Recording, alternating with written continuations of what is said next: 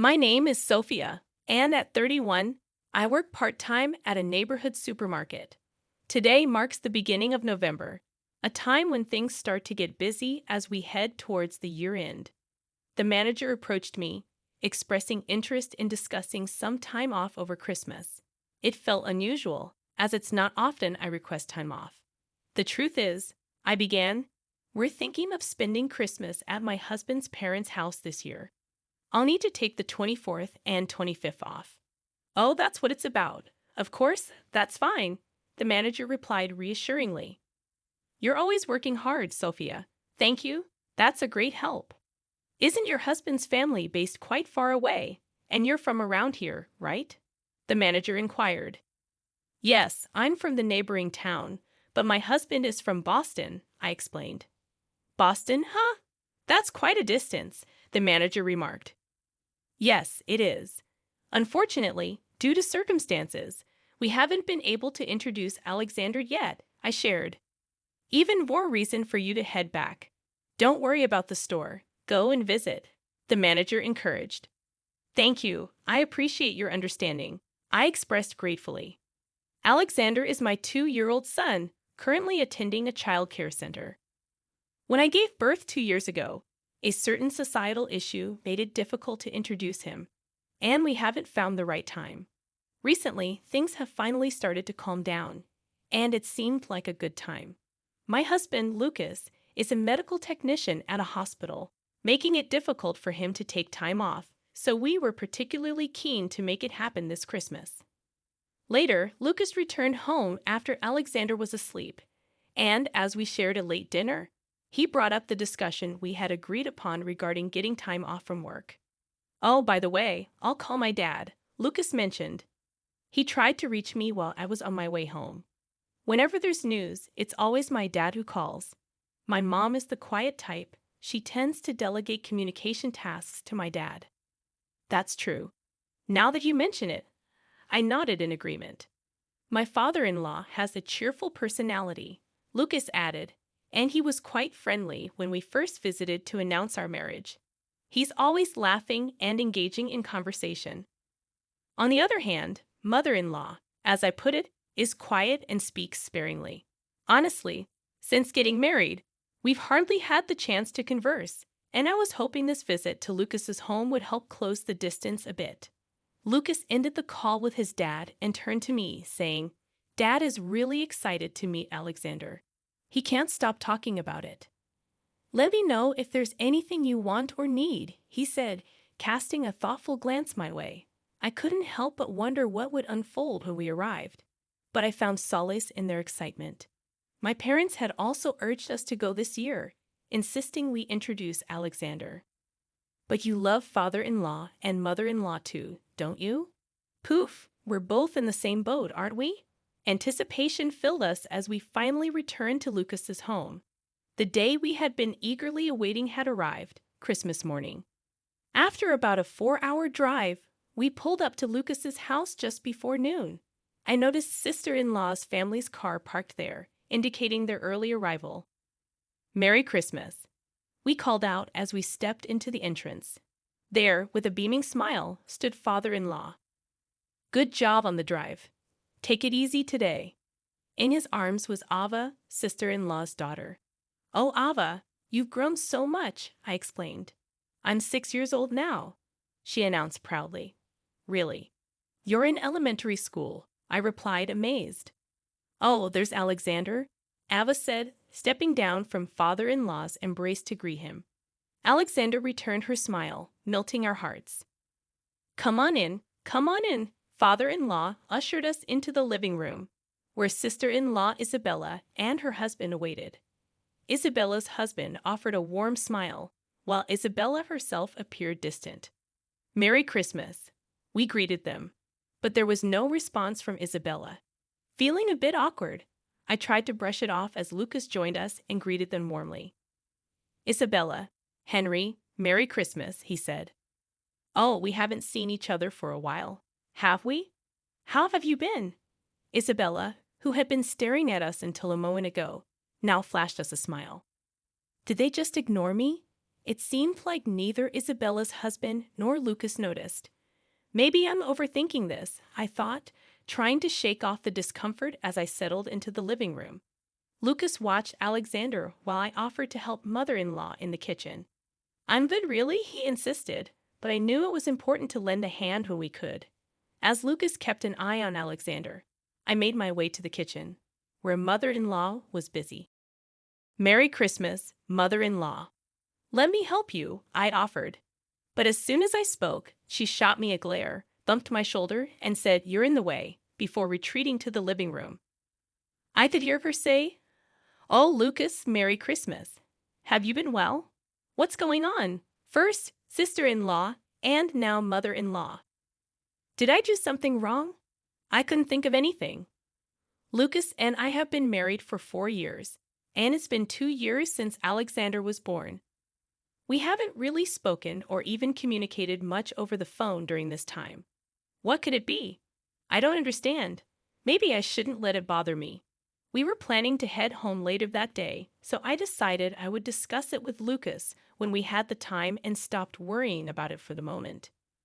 When I returned to the living room and took Alexander from Lucas, father-in-law said, "Here you go, Alexander, monetary gifts for you." Alexander seemed really happy with the envelope father-in-law handed him. "Ah, Sophia, did you hear that?" Alexander just said, "Thank you" to me. What a smart kid. Father-in-law looked really happy. But what caught my attention was the sight of mother-in-law and sister-in-law grinning as soon as Alexander received the envelope. It wasn't just a simple grin, it seemed rather sarcastic. I instinctively felt they were up to something, but I reassured myself. Nothing like this has ever happened before. It must all be in my head. And so time passed, and in the evening we headed home. The next day, we went to my parents' house since we see them often. Alexander was all smiles when he saw his grandparents. "Merry Christmas. Your grandpa and grandma have presents for you." Lucas and I were a bit taken aback by how much my parents spoiled Alexander. Just like the day before, my dad handed Alexander monetary gifts. "Ah, oh, Sophia, did you hear that? Alexander just said, 'Thank you' to me. You're kidding." That's exactly what father-in-law said. Everyone laughed. As I took the monetary gifts from Alexander, I felt something unusual with my hand. Why does it feel so heavy? I had not sensed anything inside the envelope when I received it from my father-in-law the day before. Yet, I couldn't help but wonder at that moment. He wouldn't have put $100 in here, would he? Is that even okay? I decided to chalk it up to my parents' indulgent love for Alexander. Our home is about a 30-minute drive from where we were, so we ate lunch and then headed back. After giving Alexander a bath and putting him to bed, I decided to check the monetary gifts. Oh, it is indeed $100, just like last year. Huh, I kind of feel guilty. Well, we'll have to give something back in return, won't we? Just like last year, my parents didn't hold back, given I'm an only child, and Alexander is their first grandchild. I understood their affection, and yet I was a little flabbergasted. Nevertheless, I felt grateful, so I jotted down the amount of money received. But my dad seemed quite eager too. He was totally in sync with my father-in-law. This year will be interesting. Last year, since we couldn't meet, they had sent us a gift card, and the amount on the card was $100. They were thrilled to have a grandson, weren't they? Remembering my father-in-law holding Alexander and talking happily the day before, I continued the conversation and opened the envelope. That's when the unexpected happened. Wait, what? A leaf. There was a single green leaf inside the envelope. I was at a loss for words. Then Lucas, startled by my reaction, exclaimed, "What a leaf? What on earth is this?" He started to laugh uproariously. But what came to mind at that moment was the behavior of my mother-in-law and Isabella. No way, I thought. Anyway, I'll call them. They'll surely be concerned about this too. Lucas seemed to think it was all a prank, and while laughing, he tried to call my father-in-law, but there was no answer. "Oh, they might be in the shower. Let me try calling Mom." Lucas then called his mother. It seemed she answered, and he told her about the leaf. From her surprised reaction, it was clear she was explaining something to Lucas. Oh, so that's what it was, huh? All right, I'll let Sophia know. Why do you want to talk to Sophia? Me? Hold on a sec. Lucas pulled the phone away from his ear and said, Mom sounds super apologetic. She says she wants to apologize to you, Sophia. Is that okay? Sure, I replied. While his words were surprising, I reluctantly took the phone from Lucas and picked up the call. Hello. Just like that, mother-in-law went completely silent. Then I heard a faint, familiar laugh in the background that sounded like Isabella. Hello, mother-in-law. Like I would ever apologize to the likes of you, you poverty-stricken wife. Use me, your children are as poor as a leaf. See ya, paper wife. With those unbelievable words thrown at me, she hung up. At that moment, I realized all the events of yesterday were an act of spite. What's wrong, Sophia? You seem off. But how could I ever convince Lucas of what just transpired? First, I needed to find out what mother-in-law told Lucas. Hey, what did mother-in-law say to you? Well, it seems like Dad accidentally gave out the gifts that Ava had prepared. Remember how Isabella and her family came over for Christmas? First, Dad had prepared some monetary gifts. Then Ava said she wanted to help too. Somehow, in the process, she decided to include a leaf from the garden as a bonus. She might have swapped it with the money. I see. What's up, Sophia? You seem off. I found myself at a loss for words, suddenly labeled as a poverty-stricken wife. I had never experienced something like this before and struggled to find the right words to explain what had happened. Just as I was about to speak, a call came in from father-in-law. Oh, sorry, Dad. Maybe he's calling back, Lucas said, putting the phone on the table and switching it to speaker. The phone rustled, and Lucas asked, Dad, did you call by mistake? Lucas? Oh, it says Lucas on the phone. Ava, is that you? Yeah, you got it. It turned out Ava was the one who called back using father-in-law's phone. You're going to get in trouble with Grandpa, Ava. That's fine. I wanted to talk. Grandpa's in the shower. It's all good. Plus, Grandpa always says we should answer the phone when it rings, so I'm talking for him. Lucas commented, Well, it's nice that Ava is happy to talk on the phone. This isn't the right time, perhaps sensing my mood. Sorry, Ava. We're in the middle of an important conversation. Oh, really? Well, that's a bummer. Bye, Lucas, and bye, poor auntie. Wait, Ava, What's up? What did you say at the end? Both Lucas and I didn't miss what Ava had said at the end. It sounded like she said, poor wife, because Mommy's grandma also called Auntie poor wife. She just said it earlier, too. Right now, Mom and Grandma are chatting over coffee. Ava, could you explain to Lucas what you mean by earlier? When Grandma was on the phone? Yes, so here's the thing. Broke wife once mentioned this to me. It's all about the leaf. Mom used to prepare the leaf with a smile and taught me all about it. She said that for the less fortunate, monetary gifts come down to a single leaf. Lucas looked at me with a baffled expression, and all I could do was stay silent. That's when my sister-in-law, who had noticed Ava's phone call, shouted, Ava. However, at that same moment, my father-in-law said, We'll talk about it later.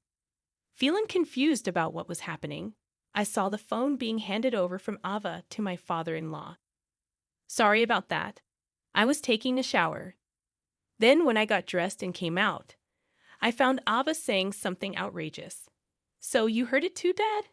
I'm sorry, Lucas. Could you hand the phone to Sophia? No worries, Dad. We're on speaker. Sophia's listening too. All right, Sophia, was what Ava just said true? And those bizarre words were targeted at you, right? Yes, that's right. My father-in-law stammered over his words. Behind him, I could hear my mother-in-law and sister-in-law speaking rapidly and agitatedly, as if trying to make excuses. My father-in-law sighed deeply. I am truly sorry. Please don't blame Ava. She didn't mean any harm. No, it's all right. We don't mind at all.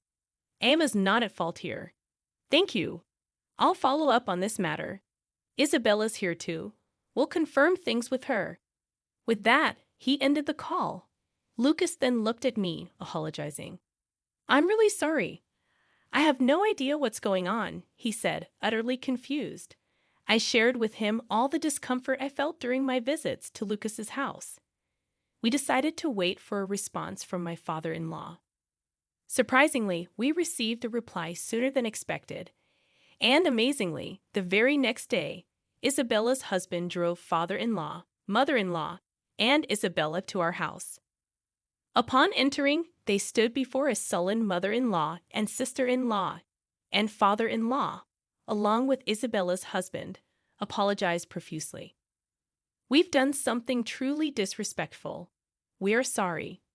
We apologize for the outrageous behavior of my wife. The deep apology was appreciated, but the two of them didn't utter a single word.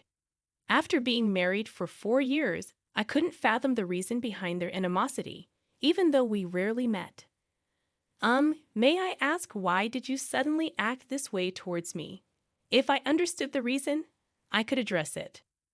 There might be some misunderstanding, I thought, but there was no response to my question. The two of them were intent on ignoring me. Father-in-law, enraged by their attitude, shouted, "Answer her."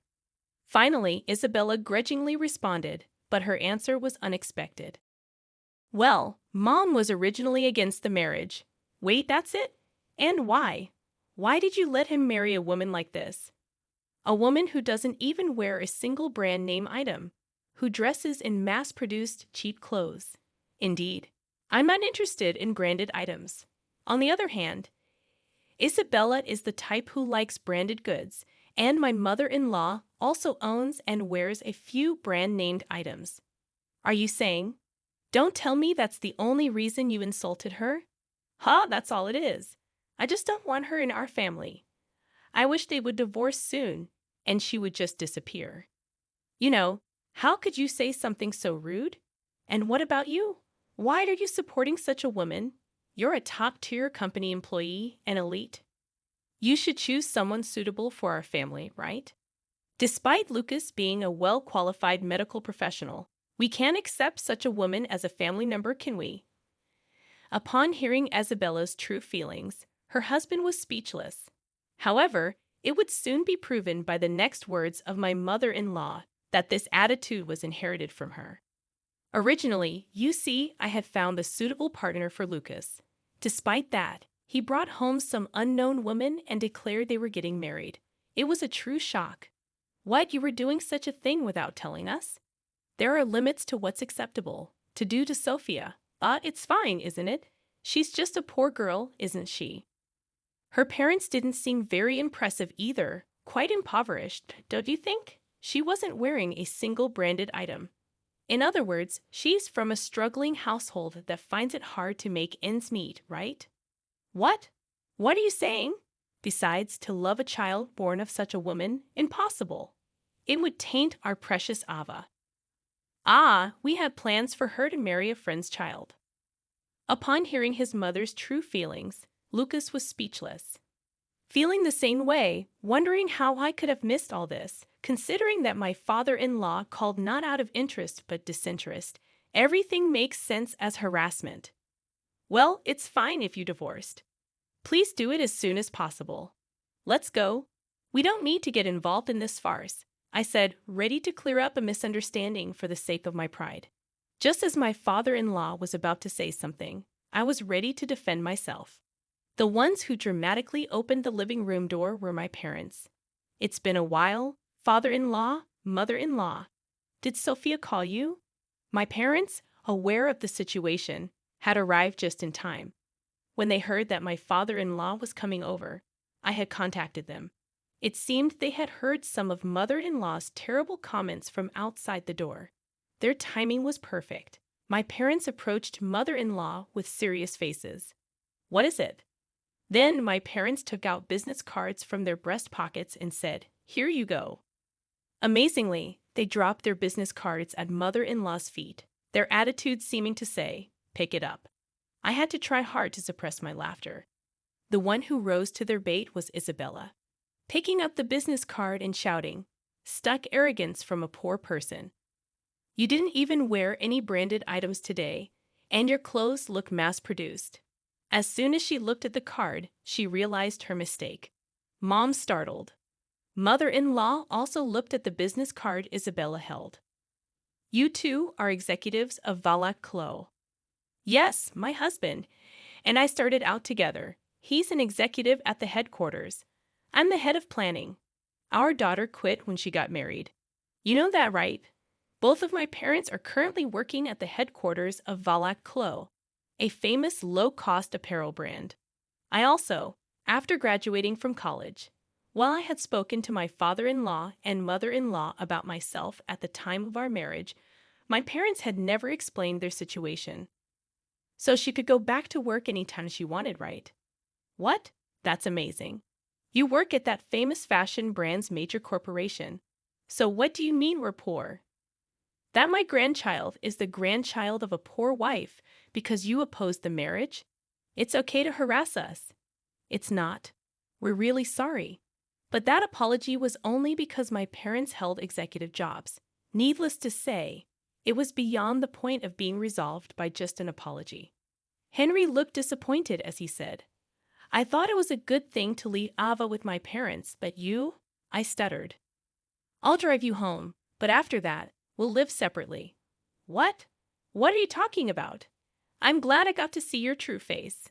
Let's discuss our divorce when we get home." Henry then left the house. At that moment, my father-in-law also stood up, bowed deeply to my parents, saying, "I'm really sorry for what happened." He then turned to us. "I'm really sorry. I'll be in touch." Looking sternly at my pale-faced mother-in-law, he said, "Be prepared when you get home." Before he too exited our house, my mother-in-law and Isabella hurriedly grabbed their belongings and rushed out. I caught my breath at home.